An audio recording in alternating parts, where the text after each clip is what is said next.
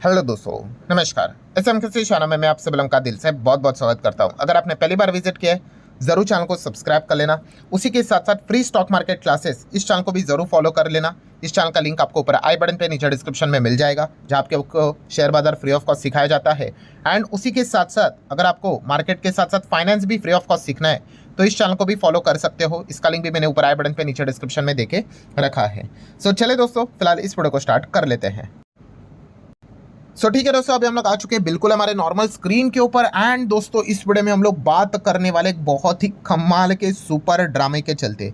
Yes, अभी video के शुरुआत में मैं क्लियर डिस्क्लेमर यहाँ पे दे दूं दोस्तों, बहुत सारी खबरें हम लोग को आज के दिन मतलब रिपोर्ट के जरिए देखने को मिल रही थी, ठीक है। एंड उसके बाद आपको पता है रिपोर्ट के जरिए मतलब अनकन्फर्म अनऑफिशियल खबरें यहाँ पे आ जाती है, ठीक है। फिर उसमें जिससे रिलेटेड जिक्र किया होता है फिर उनका भी रिप्लाई आ जाता है। तो बहुत कुछ ड्रामा हम लोग को आज के दिन देखने को यहाँ पे मिला है और शायद ही किसी ने इसके बारे में आज के दिन यहाँ पे बात की है। सो ज़रूर इस वीडियो को पूरा देख लेना, बहुत कुछ चीज़ें आप लोगों को सीखने को यहाँ पे मिलने वाली है। मतलब देखिए, हमारे शेयर बाजार की अगर बात कर ले, अगर आपको शेयर खरीदना है, ठीक है, अगर आपको एफएनओ यहाँ पे करना है तो कौन से एक्सचेंजेस अवेलेबल है? तो आप कहोगे कि एनएससी, बीएससी, ये दो रिकॉग्नाइज्ड स्टॉक एक्सचेंज फिलहाल तो अवेलेबल देखने को यहाँ पे मिल रहे हैं। फिलहाल इसीलिए कह रहा हूँ क्योंकि एक ज़माना ऐसा था, आपको बताइए, बहुत सारे एक्सचेंजेस हम लोग को देखने को यहाँ पे मिलते थे, ठीक है। अहमदाबाद से रिलेटेड भी रहता था, देन कोलकाता भी स्टॉक एक्सचेंज हम लोग को देखने को यहाँ पे मिलता था, और भी बहुत सारे स्टॉक एक्सचेंजेस यहाँ पे रहते थे। आई गेस कोलकाता पिछले साल ही 2025 में ही हम लोग को क्लोज होते हुए देखने को मिला था। वो तो केतन पारेख ने जब स्कैम किया उसके बाद वो बर्बादी हो गया। सो अभी भारत में अगर देखा गया तो recognised stock exchange NSC, BSC हम लोग को देखने को यहाँ पे मिल जाते हैं, जहाँ पे इक्विटी से रिलेटेड आप शेयर को खरीद सकते हो। एंड ऑप्शन से रिलेटेड एफएनओ भी अगर आपको करना है तो एनएससी, बीएससी फिलहाल आप लोगों को देखने को यहाँ पे मिल जाता है। पर दोस्तों, कभी आपने सोचा है यहाँ पे कि एनएससी, बीएससी क्यों, कोई और एक्सचेंज क्यों नहीं आ सकता? क्योंकि ऐसा थोड़ी ना है कि एनएससी, बीएससी भाई ये सरकार से रिलेटेड है, ऐसी थोड़ी ना बात है, बिल्कुल भी नहीं। कोई तीसरा एक्सचेंज भी यहाँ पे आ सकता है, XYZ करके, देन ABCD करके आ सकता है कि नहीं? एंड अगर ऐसा हुआ तो क्या होगा? कंपटीशन बढ़ेगा कि नहीं? ऑब्वियसली बढ़ेगा। एंड जस्ट इमेजिन अगर ऐसे एक्सचेंज अगर आ गए मार्केट में और भी, तो यहाँ पे क्या हो सकता है? तो BSC, NSC इनका जो मस्त यहाँ पे बिजनेस चल रहा है उसमें दिक्कत आएगी कि नहीं? ऑब्वियसली आएगी, 110% आएगी। अगर आप यहाँ पे कोई एक, मान लो चाय बेचने का ठेला अगर आप लगा कर काम यहाँ पे कर रहे हो, आपके बगल में अगर और एक दो आ गए तो आपको दिक्कत होगी कि नहीं? आपके रेवेन्यू के ऊपर इम्पैक्ट पड़ेगा कि नहीं? सो आप कहोगे कि सर एग्जैक्टली क्या बोलने की कोशिश यहाँ पे कर रहे हो? सो दोस्तों, यही चीज़ बताने की कोशिश यहाँ पे कर रहा हूँ कि कभी आपने सोचा है कि और कोई एक्सचेंज क्यों यहाँ पे एंटर यहाँ पे नहीं कर सकता? एंड दोस्तों, इसी से रिलेटेड आज के दिन एक बहुत बड़ा हम लोग को ड्रामा देखने को मिला था। इसी से रिलेटेड कुछ खबरें यहाँ पे निकल कर यहाँ पे आ रही थी, ठीक है। और वही चीज़ अभी आप लोगों के सामने आसान भाषा में मैं यहाँ पे रखने वाला हूँ। मतलब चलो, एक नॉर्मल सवाल मैं आप लोगों को पूछना चाहूँगा। आपको पता है हमारे देश में कितने सारे एक्सचेंजेस है, ठीक है? अब आप बोलोगे एनएससी, बीएससी, हाँ ठीक है, वो तो स्टॉक मार्केट से रिलेटेड है। इसके अलावा भी तो बहुत सारे और भी मार्केट्स है। तो चलो, वही मैं आप लोगों को यहाँ पे दिखाना चाहूँगा, क्योंकि ये चीज़ें आपको पता होगी तभी जाके आपको आगे की खबर समझ में आएगी। सो ठीक है दोस्तों, अब मैंने डेटा ओपन किया है तो आप देख सकते हो। एनएससी तो आपको पता ही है, ठीक है, हेडक्वार्टर इसका मुंबई में देखने को मिल जाता है। और एनएससी से रिलेटेड अगर हम लोग यहाँ पे देखेंगे क्या क्या सेगमेंट आप इसमें कर सकते हो, इक्विटी, डेरिवेटिव, डेब्ट, करेंसी, कमोडिटीज, ये सारी चीज़ें कर सकते हो कि नहीं?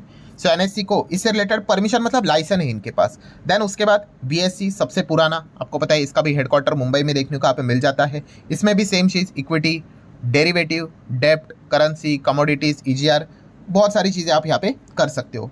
देन आपको पता है एक और एक्सचेंज है, कौन सा? MCX, multi commodity exchange. इसका भी हेडक्वार्टर मुंबई में है। और MCX किससे रिलेटेड है? यस, ये कमोडिटी मार्केट, कमोडिटी डेरिवेटिव्स यहाँ पे मिलेगी, गोल्ड, सिल्वर, क्रूड ऑयल, ठीक है, कॉपर, इसमें रिलेटेड हम लोग को जो भी अगर आपको ट्रेडिंग बीडिंग करनी है भाई, तो इसके लिए MCX अवेलेबल है। देन अगर हम लोग यहाँ पे बात करें, यहाँ तक तो बहुत सारी चीज़ें हर किसी को यहाँ पे पता ही है। देन अगर बात करें दोस्तों, तो एक एक्सचेंज है NCDEX, इसका भी हेडक्वार्टर मुंबई में है। इसका फुल फॉर्म क्या है? National commodity and derivative exchange. Yes, इसका भी हेडक्वार्टर किधर? मुंबई में। और ये किस में काम करता है दोस्तों? ये एग्रीकल्चर कमोडिटी डेरिवेटिव्स में काम करता है। किससे रिलेटेड? खास करके एग्रीकल्चर। किसका नाम है? NCDEX। उसी के साथ साथ एक और एक्सचेंज है दोस्तों, इसके ऊपर मैंने इसके पहले भी कई सालों पहले वीडियो बनाया था, MSE करके, मेट्रोपोलिटन स्टॉक एक्सचेंज। ठीक है। इसका भी हेडक्वार्टर किधर है? मुंबई में हम लोग को देखने को यहाँ पे मिल जाता है। और ये किस में काम करता है? देखो, इक्विटी, डेप्ट एंड करेंसी डेरिवेटिव में काम करता है। ठीक है। उसी के साथ साथ एक और एक्सचेंज है, कौन सा? इंडिया INX, मतलब इंटरनेशनल एक्सचेंज की बात करें, वही गिफ्ट सिटी की अगर बात करें, बट वो किधर है? हमें गुजरात में देखने को यहाँ पे मिल जाता है। एंड ये इंटरनेशनल डेरिवेटिव्स, ठीक है, इससे रिलेटेड ग्लोबल सिक्योरिटीज में काम करता है। ठीक है। इंटरनेशनल प्लेयर, FIS के लिए हम यहाँ पे कह सकते हैं, विदेशी प्लेयर्स के लिए इससे रिलेटेड ये एक्सचेंज हम लोग को देखने को मिल जाता है। अब आपने ये इतने सारे एक्सचेंज यहाँ पे देखे। ठीक है। अब दोस्तों यहाँ पे मैं आप लोगों को बताना चाहूंगा कि क्या मजेदार बात हम लोग को देखने को मिले। और जैसे मैंने कहा भाई, सारी खबरें रिपोर्ट के जरिए चलते हुए देखने को मिल रही है। अब अगर आप लोगों को बहुत अच्छे से लिखना चाहूंगा दोस्तों, इक्विटी में अगर आपको डेरिवेटिव मतलब FNO करना है, ठीक है, कॉल पुट आपको करना है, तो इसके लिए आप कहाँ पे जाते हो? NSE पे जाते हो, BSE पे जाते हो कि नहीं? ठीक है। ये देखो, यहाँ पे लिखा भी है derivative segment, equity derivative segment में हम लोग को ये चीज़ें यहाँ पे भी देखने को मिल जाती है। और कोई एक्सचेंज है क्या रिकॉग्नाइज स्टॉक एक्सचेंज? नहीं। पर दोस्तों आप लोगों को बताना चाहूंगा, 2 स्टॉक एक्सचेंज ऐसे हैं जो कि इस बाजार में घुसना चाहते हैं। यस, इस बाजार में एंट्री करना चाहते हैं। किसमें पता है? यही इक्विटी FNO में। कौन पता है उसके नाम? तो आप यहाँ पे देख सकते हैं, NCDEX। ये जो एक्सचेंज है ना, मतलब कौन सा? वो एग्रीकल्चर वाला। यस, एग्रीकल्चर कमोडिटी डेरिवेटिव में काम करता है ना, ये इक्विटी डेरिवेटिव में भी एंटर करना चाहता है। एंड उसी के साथ साथ जो MSC हम लोग को देखने को यहाँ पे मिल रहा है, ये तो डेप्ट इक्विटी करेंसी डेरिवेटिव में काम करता है, ये भी इक्विटी FNO में मतलब डेरिवेटिव में एंटर करना चाहता है। यस, कौन से? MSC और NCDEX, ये 2 एक्सचेंज ऐसे हैं दोस्तों, वो इक्विटी डेरिवेटिव में एंटर करना चाहते हैं। एकदम आसान भाषा में बोल दूं, NSE और BSE को टक्कर देना यहाँ पे चाहता है। ठीक है। एंड इस सेगमेंट में वो एंटर यहाँ पे करना यहाँ पे चाह रहे थे। एंड आज के दिन की अगर मैं बात कर लूँ दोस्तों, तो अगेन मुझे हाईलाइट करके बताना पड़ेगा रिपोर्ट के जरिए। ठीक है। खबर आते हुए देखने को मिल गई कि सेबी ने इनको यहाँ पे रोका है। यस, सेबी ने इनको परमिशन यहाँ पे नहीं दी है दोस्तों। आप यहाँ पे देख सकते हैं, according to the report, I guess Reuters ने इसको कवर यहाँ पे किया था। SEBI stall entry of NCDEX as well as MSE metropolitan stock exchange into option market. Yes, अब आपको समझ में आ रहा है ये इतना लंबा चौड़ा वीडियो में क्यों बताता हूँ? डायरेक्टली इसके ऊपर जंप करूंगा, क्या समझ में आएगा? कुछ भी समझ में नहीं आएगा। ठीक है, कोई बात नहीं भाई, जो सीरियसली पढ़ते हैं उनके लिए मैं ये वीडियोस बनाता हूँ, तो लंबे हो जाते, कोई दिक्कत की बात नहीं। सो अगेन यहाँ पे सेबी ने क्या कर दिया? इनकी एंट्री को यहाँ पे रोक दिया, ऐसा रिपोर्ट के जरिए खबर है। ठीक है। अब अगर आप सोचोगे कि ठीक है सेबी ने यहाँ पे रोका है, तो प्रॉब्लम क्या है सेबी को? तो आप यहाँ पे देख सकते हो दोस्तों, सबसे पहले कि सेबी ने ब्लॉक किया है NCDEX MSE from the launching equity derivative for now लिखा है, मतलब अभी के लिए, भविष्य में कर सकते हैं पता नहीं, बट फिलहाल तो रोका है। किसके लिए? इक्विटी डेरिवेटिव FNO के लिए।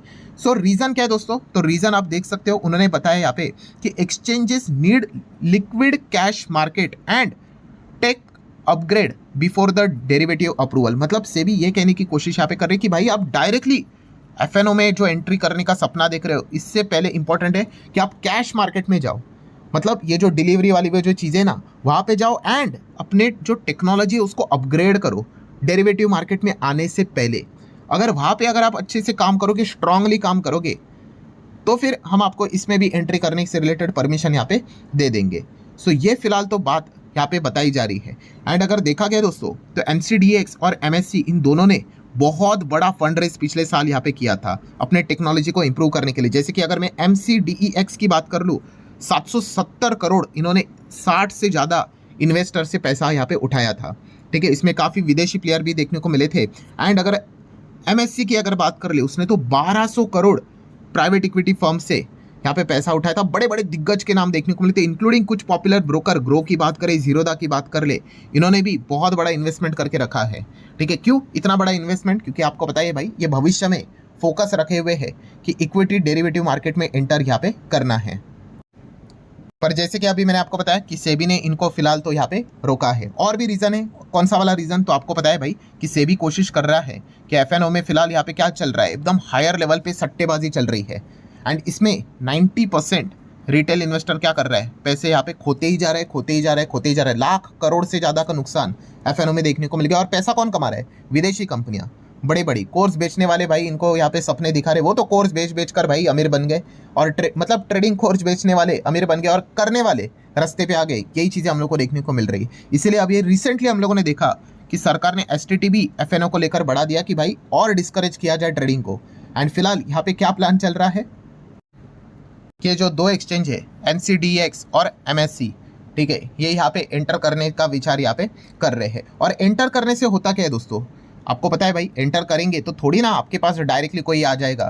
तो आप क्या करते हो, यस, आप अलग अलग अट्रैक्टिव ऑफर देना स्टार्ट करते हो कि आप आओ हमारे इधर, हम आपके कम चार्जेस लगा देंगे, ठीक है। तो ऑटोमेटिकली लोग वहाँ पे जाना स्टार्ट यहाँ पे करेंगे एंड इस चीज़ के चलते क्या हो जाएगा, वापस FNO से रिलेटेड वॉल्यूम हम लोग को बढ़ते हुए देखने को मिलेगा। तो इसीलिए रिपोर्ट के जरिए अभी खबरें क्या चल रही है कि ये जो भी चीज़ें हैं कि वो FNO में आना चाहते हैं, इसको फिलहाल ऐसा नहीं कि कैंसिल परमानेंटली कि आ ही नहीं सकते, डिले कर दिया, आगे ढकेल दिया है। ऐसी खबरें हम लोग को रिपोर्ट के जरिए देखने को यहाँ पे मिल रही थी।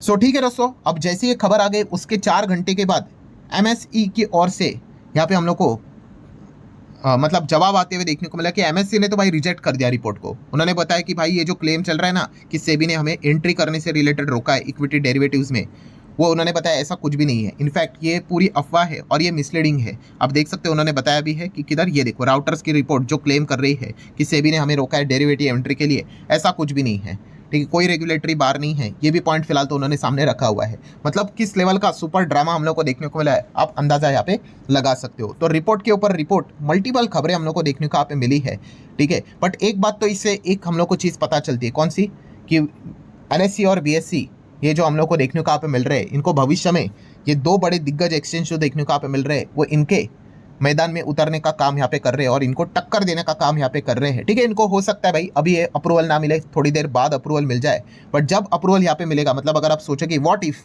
कि अगर इनको अप्रूवल मिले, एंट्री मिले तो क्या होगा, तो बहुत ही सिंपल सा गणित है भाई कि NSE BSE एंड अगर उसी के साइड पे NCDEX की बात कर ले एंड MSC की अगर हम लोग बात कर ले, अगर और एक्सचेंजेस अगर आ गए तो ऑटोमेटिकली हम यहाँ पे कहेंगे क्या होने वाला है, यस, जो कस्टमर है इनके अमाउंट हम लोग को डिस्ट्रीब्यूट होते हुए देखने को यहाँ पे मिलेंगे।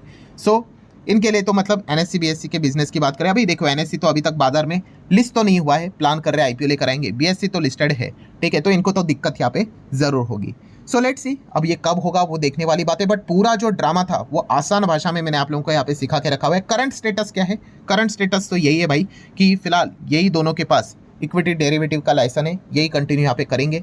लेट्स सी अब MSC को और NCDEX को यहाँ पे मिलता है कि नहीं मिलता है, अगर मिलता है तो कितने टाइम के बाद मिलेगा, 3 महीने बाद, 6 महीने बाद, 1 साल के बाद, या फिर और पोस्टपोन यहाँ पे होते रहेगा, वो तो भविष्य में ही पता है, यहाँ पे चल जाएगा। तो इसीलिए आज के दिन जैसे मैंने कहा कि BSE के नंबर अच्छे थे, इस चीज़ के चलते उन्होंने तेजी तो पकड़ ली, बट अगर आज के दिन BSE के नंबर मतलब रिएक्शन भी देखने को नहीं मिलता, फिर भी BSE का स्टॉक अच्छा करता, बिकॉज जो कंपटीशन बाहर से आने वाला था उससे रिलेटेड रिपोर्ट के जरिए खबर आई कि भाई सेबी ने उनको फिलहाल तो टेम्पररी रोका है, तो इस चीज़ के चलते भी वो यहाँ पे भाग सकते थे। सो ठीक है दोस्तों, पूरा वीडियो सिर्फ इन्फॉर्मेशन एजुकेशनल पर्पज से रिलेटेड था और ऐसी ही जानकारी पाने के लिए, इन्फॉर्मेशन पाने के लिए आप इस चैनल को सब्सक्राइब करके यहाँ पे रख सकते हो। जो भी चीज़ें यहाँ पे आती रहती है मैं आप लोगों को ये अपडेट्स यहाँ पे देते रहता हूँ, वो भी बिल्कुल फ्री ऑफ कॉस्ट। सो आशा करता हूँ दोस्तों वीडियो हेल्पफुल लगा होगा, चाहो तो इसको लाइक एंड शेयर यहाँ पे कर सकते हो। मिलते हैं अगले वीडियो में, तब तक के लिए बाय बाय।